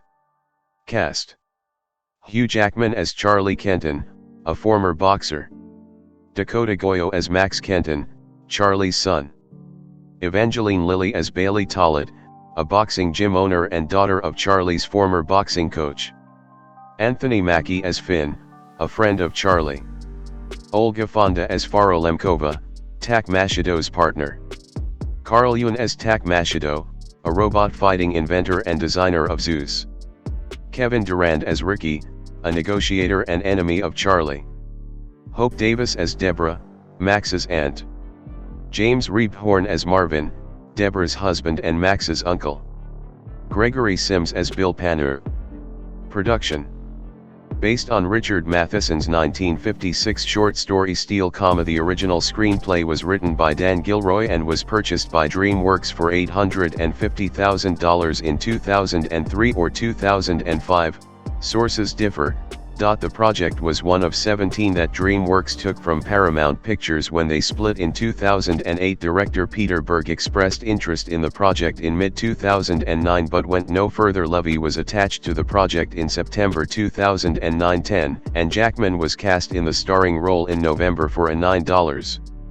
Million fee. In the same month, Steven Spielberg and Stacy Snyder at DreamWorks greenlit the project. Les Bohème and Jeremy Lavin had worked on Gilroy's screenplay, but in 2009 John Gatins was working on a new draft when Levy joined the project.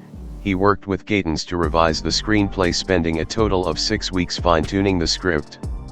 Advertising company 533 did a 200-page Bible about robot boxing. Levy said he was invited by Spielberg and Snyder while finishing Date Night, and while the director initially considered Real Steel to have a crazy premise, he accepted after reading the script and feeling it could be a really humanistic sports drama. Real Steel imagines a near future when human boxers have been replaced by robots. Well, why not? Matches between small fighting robot machines are popular enough to be on television, but in Real Steel, these robots are towering, computer-controlled machines with nimble footwork and instinctive balance. In the real world, bots can be rendered helpless on their backs, like turtles. It also must be said that in color and design, the robots of Real Steel are glamorous and futuristic, retro enough to pose for the cover of thrilling wonder stories. The movie's story, however, is not from the future but from the past, cobbling together Rocky's rags to riches trajectory and countless movies in which estranged fathers and sons find themselves forced together and end up forging a deep bond. Hugh Jackman stars as Charlie Kenton, a former boxer who is now hanging onto the fringes of the fight game as the owner-operator of a ramshackle robot he tours with.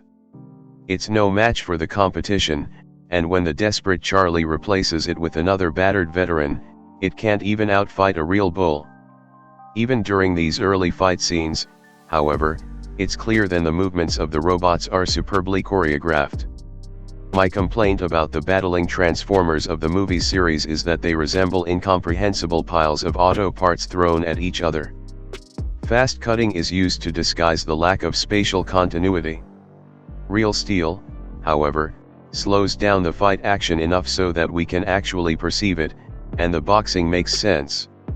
Okay, it doesn't completely make sense, because when one of these behemoths slugs the other with the right cross to the jaw, we're wondering, 1. Shouldn't one of those punches cause as much damage as a car wreck, and 2. Why do robots have jaws?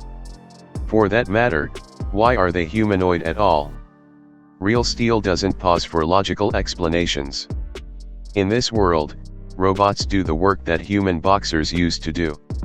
Sugar Ray Leonard was a consultant on the fight scenes. The director is Shawn Levy, who didn't endear himself to me with the Night at the Museum movies, but gets on base with this one. If the movie were all robot fights it might be as unbearable as well, a Transformers title. Drama enters in the person of Charlie's son, Max Kenton, Dakota Goyo, a smart, resilient preteen who, like all kids, seems to have been genetically programmed to understand computers, video games, and all allied fields. Charlie is a very bad absent father, and as played by Hugh Jackman, he is actually mean toward his boy. Charlie's sister, Hope Davis, and her husband, James Rebhorn, plan to adopt the boy, but in a complicated arrangement, Charlie first has to take care of Max for a summer. This Max is some kid. He loves robots. During a scouting expedition in a bot junkyard, he comes upon an ancient training robot named Adam literally covered in mud and convinces his dad this relic still has fighting potential. Amazingly, it hasn't entirely rusted away, and father and son rehab it and teach it some new tricks. One of its abilities is a mirror mode, which allows it to mimic the motions of its controller. Since Charlie is a has-been boxer, Max has faith that Adam can win as his dad's avatar. All of course leads up to a big match with a fearsome juggernaut named Zeus. To my amazement, this fight scene is as entertaining and involving as most human fights, and the off-screen story, involving Zeus' odious owners, adds interest. It's hard to hate a robot, but not its owners. Curiously, however, it's easy to love Adam. With his blue eyes glowing behind a face of steel mesh and his skinny, muscular body facing off against giants, he's a likable underdog. Steven Spielberg was one of the producers of this film, and knowing of the research he put into making E.T. lovable, I wonder if screen testing was used to help design Adam. You wouldn't say he looked cute, but there is something about him that's much more appealing than his shiny high-tech rivals. Real Steel is a real movie. It has characters, it matters who they are, it makes sense of its action, it has a compelling plot. This is the sort of movie, I suspect, young viewers went to the Transformers movies looking for. Readers have told me they loved and identified with their Transformers toys as children. Adam must come close to representing their fantasies. Sometimes you go into a movie with low expectations and are pleasantly surprised. It's always funny watching old movies that depict the future with all this brand new tech, like 90s sci-fis thinking we'd have flying cars, or in this case Real Steel thinking we'd have robot boxing fights for entertainment in 2020. I remember loving this when I first watched it over a decade ago, and after a recent run of disappointing movies I wanted to see something I knew or thought I'd love, so I went with this. Straight off the bat, I noticed how much more believable CGI and VFX used to look in the 2010s, and you can see that with other movies like Iron Man or Transformers, while new movies now just look like video games more often than not. I loved how even though it's set in the future, the surroundings felt relatable, not all super shiny, slick new tech, adds to the plausibility of it all even though it's sci-fi. It's not complex plot or avant-garde script because it's made just for fun. Has everything you'd want in a feel-good action flick, it has flair, blood-pumping fights, great soundtrack, story, carnage, an underdog to root for, and it even has heart as we get to see a father and son bond together. The movie is sweet and heartfelt at its core behind all the metal bashing. One thing that stood apart for me about the movie is the end. It ends at the perfect moment. Most movies would want a moment of reflection or something after an epic finale like that, but Real Steel leaves you while your adrenaline's still pumping. If you haven't watched it, go watch it, and if you have, rewatch. I had low expectations and I am sure many people did so too. However, I did rather quite enjoy the movie for various factors in which I will list.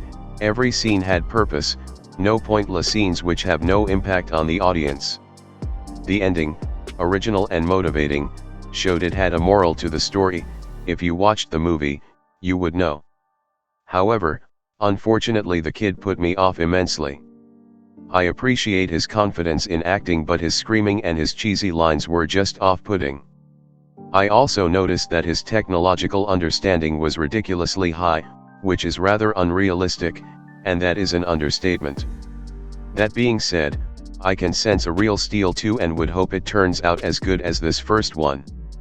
Sequels are very hard to perfect, especially for this movie, but I digress. Most of the time, if a film director hits the big time, it's usually that one of his films, early on in his career, has made a huge smash and given him status and power. This is the case for people like Spielberg, Lucas, Coppola, Shyamalan, Cameron, etc. However, if there's one director that has been steadily moving up the ranks of the Hollywood over the past 10 years or so, starting out small and tackling on bigger, more ambitious, and more prestigious projects as he goes on, it's definitely Canadian filmmaker Shawn Levy.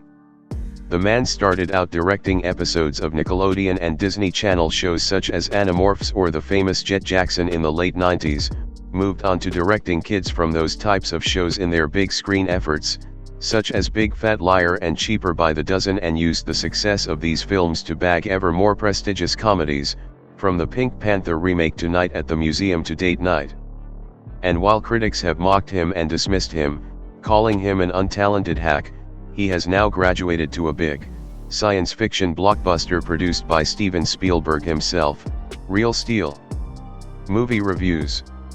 Like a couple of other recent sci-fi releases, I Am Legend and The Box, Real Steel is based on a story by celebrated genre writer Richard Matheson.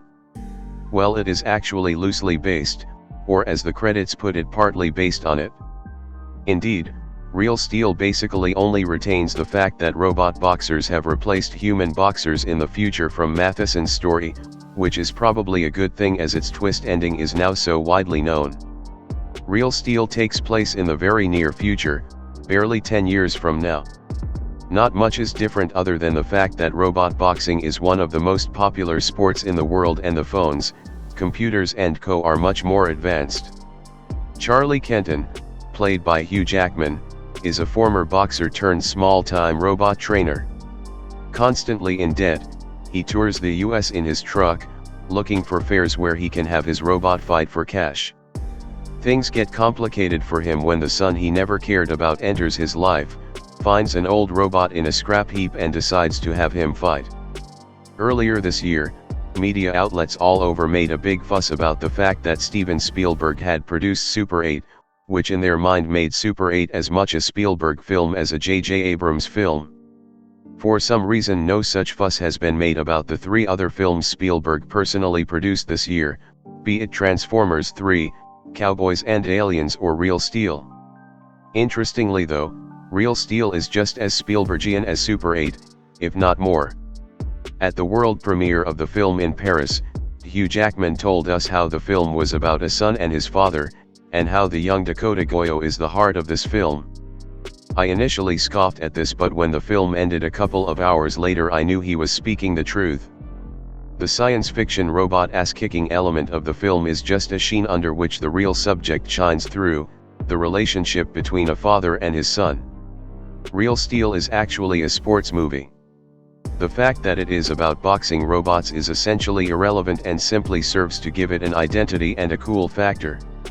It could have been about human boxing, football, baseball, car racing, whatever, and the story wouldn't have changed, which is in my mind one of the film's big strengths. The story of Real Steel isn't particularly original, but it is instead a classic story that speaks to our primal emotions as human beings. It is a David vs. Goliath story that had the packed theater cheering, clapping, and reacting like I've seldom seen a movie audience react. The film is beautiful to look at, the fights are cool and the acting is of high caliber.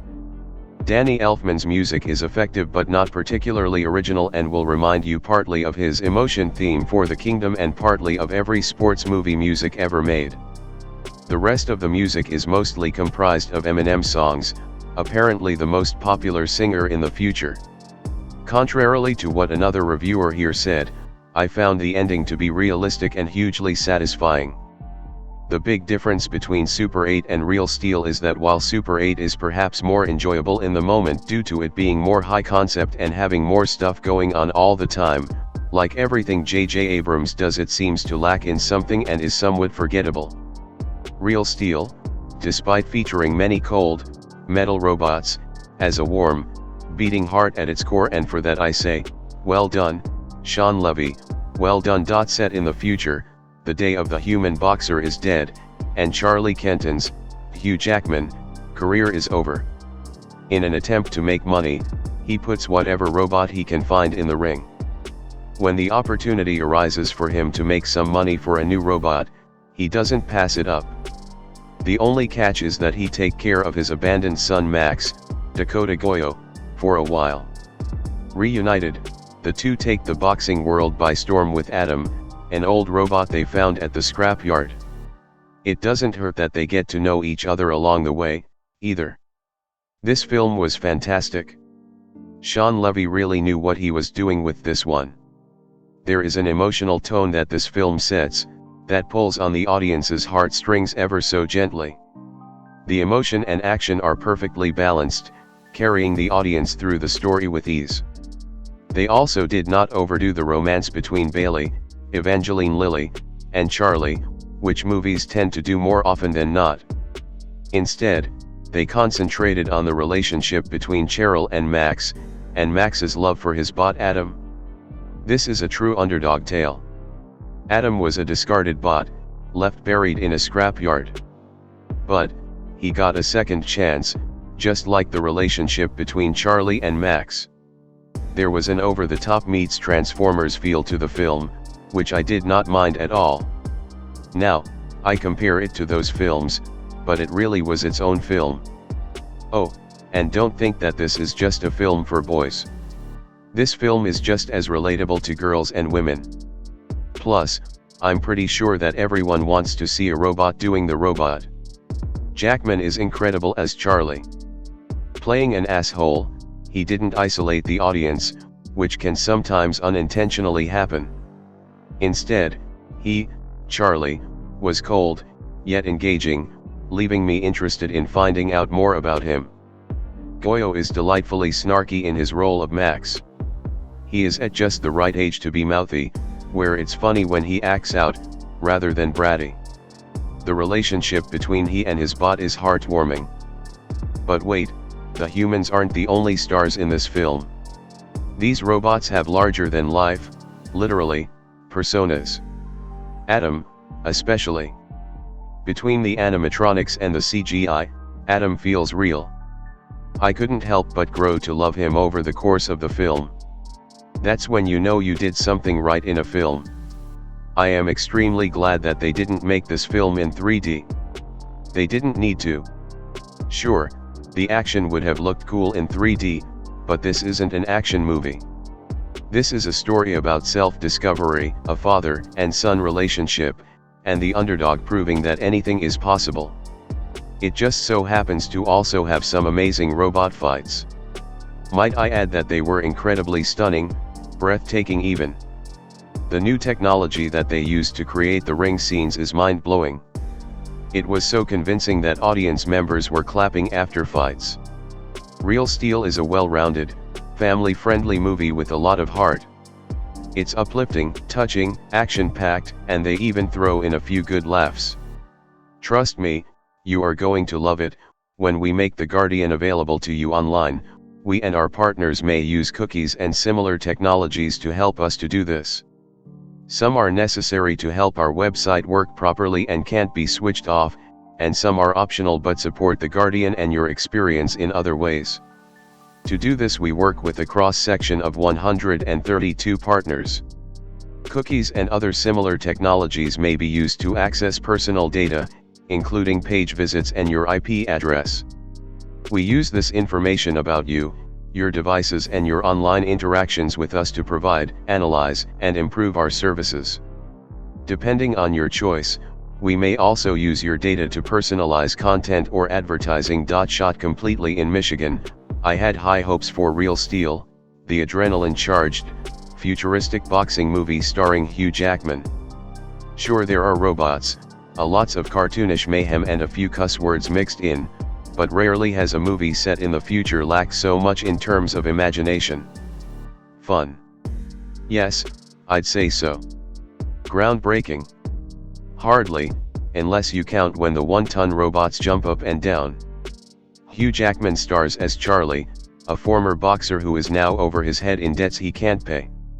The movie is set in the near future, where a new sport called robot boxing has all but replaced the human sport.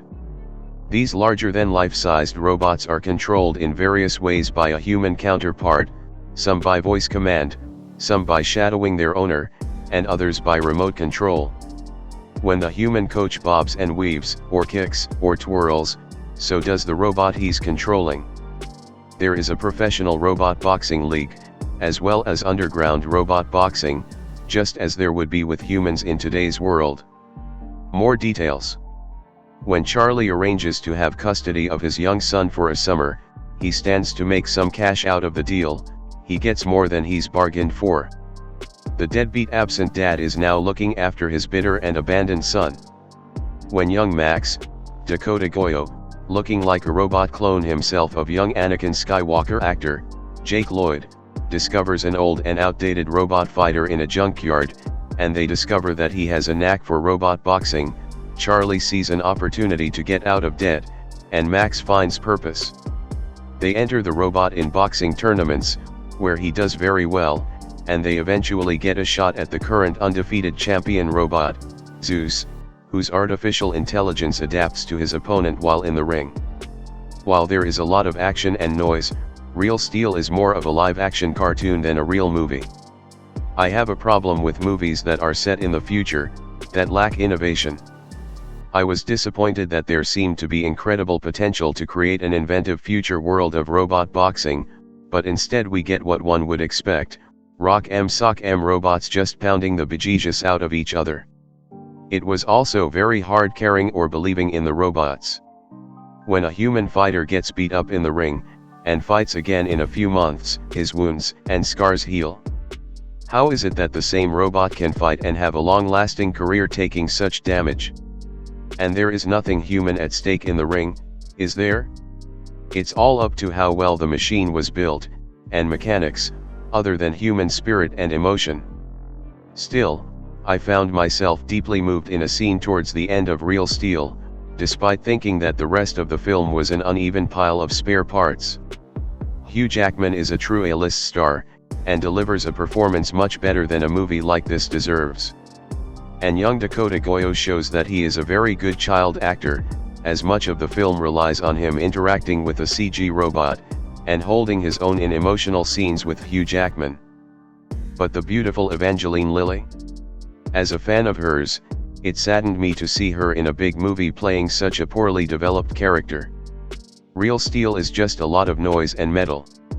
Ironically, the best part of the movie for me was the father-son relationship, with two great performances from man and child, and the human element that Real Steel, despite being dubbed the Rock M/Sock M robot movie, seeks to achieve more than such a limiting nickname might imply. A fusion of three popular genres, the father/son relationship movie, the boy and his dog movie, and the sports movie, Real Steel crams a lot into its 2-hour running time. There's sentiment and manipulation, impressive special effects work, and some electric robot boxing sequences. Although the film, directed by A Night at the Museum's Sean Levy, starts out slowly and meanders during the needlessly long first hour, it hits its stride once the robots start pounding on each other in earnest. By the time the 2-hour running length has expired, it's safe to say that Real Steel comes across as a legitimate crowd pleaser. The measure of a successful sports movie is how passionately the audience gets behind the protagonist. If viewers are on their feet cheering, the director has found the sweet spot. If they're sitting on their hands, he has missed the target. Real Steel achieves the former, perhaps because the father/son relationship, no matter how riddled with cliches it may be, adds an emotional layer to what happens during the climactic ring confrontation between David and Goliath. Although Real Steel takes place in the future, the world of tomorrow doesn't look much different from the world of today, except that there are robots wandering around. The year isn't explicitly revealed, but clues point to it being in the 2020s. Charlie Kenton, Hugh Jackman, once a promising fighter, has been out of a job for years since prize fighting between humans was outlawed. Now, only robots are allowed in the ring. Charlie is a small-time drifter/promoter who controls a rusty, broken-down machine that can win against second-rate opponents. When Charlie, who is in debt to at least 3 people, pushes his robot too far, he ends up with nothing more than a pile of scrap metal. To make money, he needs another fighter. To get another fighter, he needs money. Catch-22. Until his 11-year-old son, Max, Dakota Goyo, enters the picture. Charlie abandoned Max as a baby, but the kid's mother has died in state and that makes Charlie his legal guardian. The last thing Charlie needs is to be saddled with a son, and Max's aunt, Deborah, Hope Davis, wants to raise the boy. Charlie makes a proposition to Deborah's rich husband, Marvin, James Rebhorn for $100,000, he'll sell away his legal guardianship rights. Marvin agrees, but only under the condition that Charlie babysits Max for the summer so he and Deborah can take a long-planned vacation in Italy. The deal is struck and Charlie gets the cash to buy a new robot. But he also has a new, unplanned-for sidekick. The story doesn't really get started until Max finds his own robot, Adam, under a slag heap in a junkyard. After some tinkering by Charlie's longtime friend and would-be love interest, Bailey, Evangeline Lilly, Adam comes to life. But he's old, small, and frail. He becomes Max's best friend and the boy badgers Charlie into getting Adam a fight. Much to Charlie's surprise, Adam wins his first encounter, then keeps winning. In between bouts, Max teaches Adam new moves and many viewers will expect to hear "Gonna Fly Now." The song may not be there but the attitude and approach are. Real Steel turns into Rocky the Robot. Too bad Adam doesn't have a voice, it could have been provided by Sylvester Stallone. Real Steel works really hard, too hard, in fact, to win over viewers. Especially early, it lathers the sentiment on thickly. It doesn't just stack the deck, it stacks several of them. Yet, because there's so much energy in the robot bouts, it all works. The cynic in me may have been aware of every act of crass manipulation, but I was still rooting for Adam during the movie's waning rounds. Real Steel was not made by a master craftsman but by someone who understands how to engage an audience and who gives them precisely what they want. Sean Levy is P.T. Barnum with the big screen as his big top. As Charlie, Hugh Jackman does what Hugh Jackman does best, takes a handsome jerk and releases the wellspring of humanity locked within. He's Han Solo without the space opera accoutrements. He's in it for the reward, until he gets to know Max. Dakota Goyo's performance as Charlie's stubborn offspring reminded me of Edward Furlong in Terminator 2, a little bratty but not precious or cute. Importantly, Max never comes across as a victim. Evangeline Lilly fans will be less than appreciative of the actress's screen time and character arc, or lack thereof. Bailey is underdeveloped and ends up being Charlie's background love interest. Her entire role is one of many cliches recycled by Real Steel. The robot design, which is effective, is intended more for aesthetics than functionality. Personality is conveyed through form. Adam, the underdog, looks clunky and old-fashioned, bearing a passing resemblance to a 1960s-era Cyberman from Doctor Who. Zeus, the godlike boxing champion, is sleek and imposing, something Michael Bay would appreciate. The effects work used to bring the robots to life is seamless. By mixing animatronics and motion capture CGI, the behind-the-scenes crew gives us electromechanical creatures that believably inhabit a mostly human world. The inspiration for the movie is the 1956 short story Steel by Richard Matheson, which has already been dramatized as a Twilight Zone episode. The core of Matheson's tale, about robots replacing humans as boxers, is the only element to remain intact. It's compelling enough, however, to provide freshness to the formulas grafted onto it. The question of android sentience is not addressed, although it is briefly hinted at. To go down that path would demand a more morally complex tale than what the filmmakers want. Real Steel works as a feel-good movie because it plays the right chords. There's genuine excitement in the boxing matches, especially when the rope-a-dope comes into play, and Levy, for all his previous directorial missteps, cheaper by the dozen, the Pink Panther, launches a climax that is 15 minutes of pure spectacle. Real Steel isn't great art, but it represents enjoyable entertainment, and is crafted with sufficient skill that one can watch it guilt-free. On a whim, I decided to rewatch Real Steel as I hadn't watched the movie since I was 11 years old. At the time, I remember liking it, but I wasn't as into boxing as I am now at the age of 22. What I got on rewatch was a lot more fun than I expected. It's true, Real Steel plays its tropes to the letter. There's nothing here that will shock you if you've seen Rocky even once. However, the execution of these tried and true tropes are what makes Real Steel shine. The characters, while simple, are all grounded and relatable. Most importantly, you can really feel the passion and excitement from our two main leads. While the robot fights are phenomenal, we'll get to that, it's Hugh Jackman and Dakota Goyo's characters are what makes every fight feel so intense and exciting. They react to every punch as if they were in the ring themselves, they shout and shout hard whenever Adam goes down, and they cheer the loudest whenever he gets back up for another round. They are constantly fumbling over their commands, and it really helps the audience feel that they're actual coaches telling their boxing bot boy to get back up. My favorite scenes are the parts where Charlie Kent shadowboxes and you can see the pure glee he has behind every punch. It conveys so much to the audience about how worthless he's felt until that very moment, where he got to prove to the world that he had what it takes.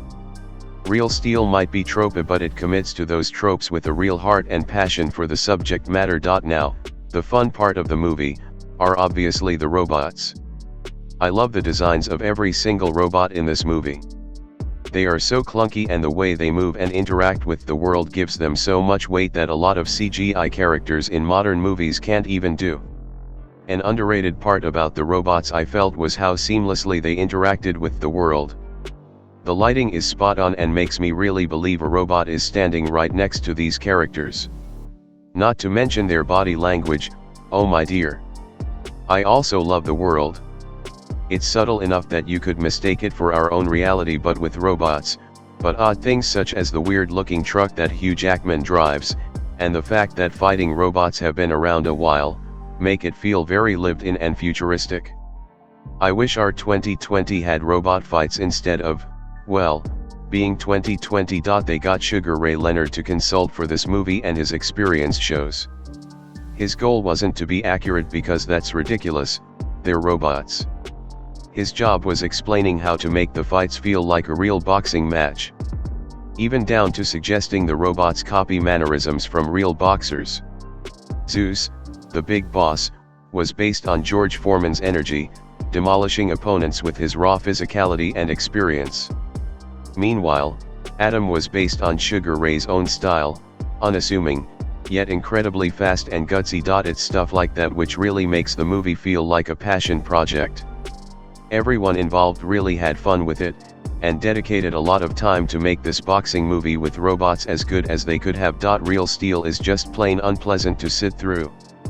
So much of the movie is spent amid screaming crowds and abrasive music, often in dark, trashy dives, watching giant robots pound each other into scrap metal. The robot boxing is surprisingly good. Sugar Ray Leonard was a consultant. It's the humans that are unpleasant. Directed by Sean Levy. Hugh Jackman, Dakota Goyo, Evangeline Lilly, Kevin Durant, Anthony Mackie, Olga Fonda, Carl Ewan, Hope Davis, James Rebhorn. Touchstone/DreamWorks. Just now, on a whim, I googled Real Steel white trash, wondering how often discussion of the film would include that term. Here is a result I didn't expect. Walt Disney Studios Motion Pictures and DreamWorks SKG are currently shooting the feature film Real Steel starring Hugh Jackman in the Detroit, Michigan area. The film's extras casting director, Tracy Dixon, is seeking men of any age or ethnicity who have unusual hairstyles such as dreadlocks, bald, long hair, etc. They are also seeking white trash, rough-looking types, seedy types, criminal-looking people, etc. White trash, rough-looking types, seedy types, criminal-looking people, etc. What do you know, the movie is full of people just like that. To be fair, the later fight scenes are set in classier joints, more like the arena where the big Sparta tournament was staged in Warrior. The screaming fans are less seedy, but the music is still abrasive. Beastie Boys, 50 Cent, Eminem, and others whose names you may be more familiar with than I am, if you're the target audience of the film, which obviously I am not. Who is the target audience? Here is a leading indicator. Jackman's co-star, Dakota Goyo, plays an 11-year-old boy named Max. Goyo just turned 12, but he was 11 during filming. The age of the kid is a good indication of the age of the putative target audience. What parent wants to take their 11-year-old to a movie where white trash, rough-looking types, seedy types, criminal-looking people, etc. hang around screaming in dark, trashy dives with loud, abrasive music? Not to mention the violence, human on human as well as bot on bot. I exclude, of course, parents like Charlie Jackman, a former boxer turned small-time robot boxing promoter who has never met his son. The goofy premise: the story is set in a near future when human pugilism has been eclipsed by robot combat.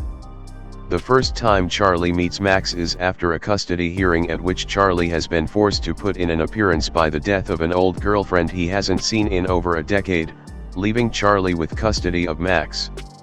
Charlie's sole intention in showing up is to sign Max over to his late girlfriend's first available relative who wants him, which is Max's Aunt Deborah, Hope Davis, who is married to an older gentleman named Marvin, James Rebhorn, with lots of money. Noting the lots of money part, Charlie develops a second intention. He still wants to sign Max over, but he surreptitiously hits up Marvin for money. That's right, Charlie wants to sell his kid. The catch is that Marvin has a secret from Deborah too, a child-free European vacation he's been looking forward to. The agreement these two model father figures come to is this: Charlie will keep Max until Deborah and Marvin get back from their vacation, on the pretense that Charlie feels guilty about his past neglect of Max and needs some time with him before giving him up. Max will pay Charlie $50,000 up front and $50,000 on delivery.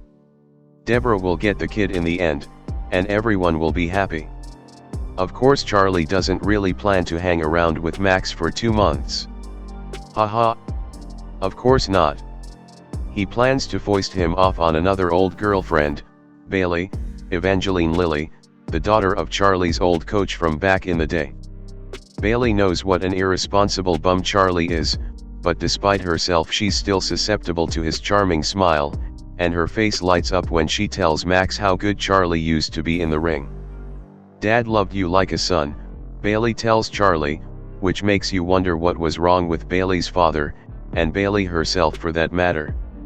It goes without saying that Max will get involved in Charlie's work with robots, and father and son will bond over the course of the movie. But can the movie redeem Charlie enough to make him a worthy father in the end? I'm not sure even the filmmakers were sure of the answer. Real Steel isn't so much ambiguous as confused over whether Max should wind up with Charlie or Aunt Deborah. In one scene, tipping the scales away from Charlie, he's jumped by some thugs he stiffed earlier in the film and takes a vicious beating, and even Max is roughed up. But then when Deborah finally takes custody of the boy, she tries to win him over with materialism, swimming pool, hot tub, toys. By the last act, the movie seems to be trying to rehabilitate everybody. Max is remarkably obnoxious for an 11-year-old, which I choose to blame on the screenplay and director Sean Levy, also responsible for The Night at the Museum Broken Family films, rather than Goyo. Goyo and Jackman do get a few poignant moments. When Charlie, frustrated, tells Max that he doesn't know what the boy wants, Max shouts, "I just want you to fight for me. It's all I've ever wanted." A lot of the intended emotion of the climax hinges on Charlie's profound reluctance to acknowledge his boxing past in any way, a reluctance the movie doesn't really earn, although Jackman sells it anyway.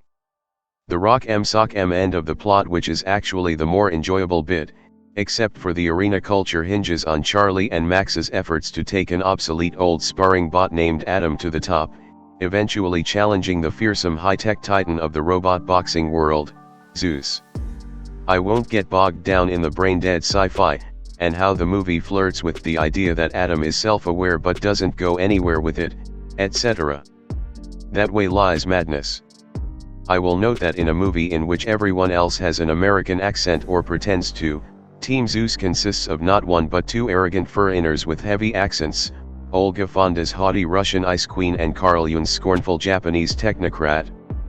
The movie goes crazy with product placement advertising, too, even prominently hawking one product, the Xbox 720, that won't be released for years and hasn't even officially been announced. Now that's thinking ahead. I did not know what I was going to see in Real Steel. I expected a little more from Sean Levy than two robots beating each other to pulp for the entire 126-minute length of the movie, but that was about it. Instead, I got an interesting, thoughtful, and actually quite realistic action-adventure film from the director of Night in the Museum. Good visuals is a key part of a film like Real Steel, and these did not disappoint. On the design side of things, each 2,000-pound robot looked a little more hulking and menacing than the last, waging war in variously gritty and underhand environments, being cheered on by lowlifes and vagabonds as they dismembered and smashed each other across the walls and floor. Each fight scene was so dynamic and detailed though, I almost forgot I was watching a sci-fi production. A job well done. Even so, people who were expecting a slasher with robots got a little bit more. The storyline in this film is also intriguing. I'm not going to spoil much for those who have not seen it, but Real Steel tells the story of a man and his son, After finding a rusted and damaged junkyard robot, who take on the challenge for the glory of robot boxing in the near future, and perhaps, win. While the storyline for Real Steel is a good one, it uses many old tricks in order to interest a younger and, less understanding audience. The main character starts as a dislikable and unable personality, especially to his son, but gradually becomes better as the story progresses. This is not a bad aspect, but it is something we have seen often before. There are some other main parts of the film which are poorly explained or happen through sheer luck, but there is not much else to criticize when looking at the film's age range. Overall, I think Real Steel is a